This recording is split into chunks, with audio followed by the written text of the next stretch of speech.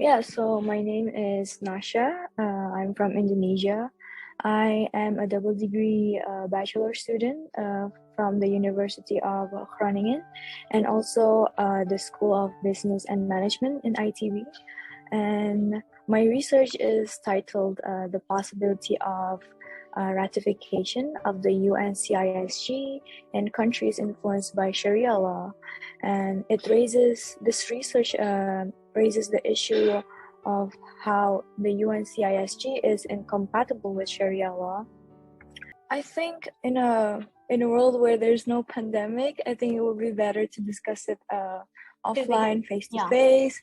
But since there is the current pandemic, I think it is safer to do it online. So to stop the spread of the virus further. So I think you just have to adapt to it and make the best of exchanging your thoughts and also your ideas with other people. And with technology, you can do that with online platforms nowadays. Yeah.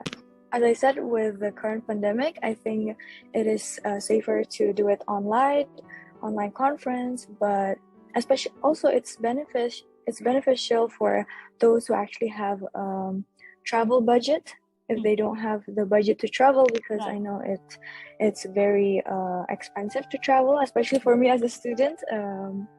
If I have to travel elsewhere to attend a conference that require me to make visa first, and then also the hotel expenses.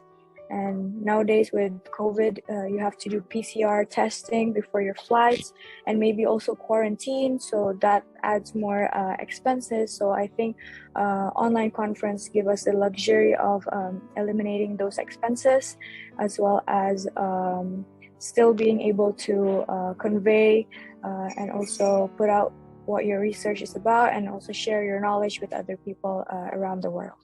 It was very, despite it being online, it was actually very interactive, and I really liked that you had key speakers.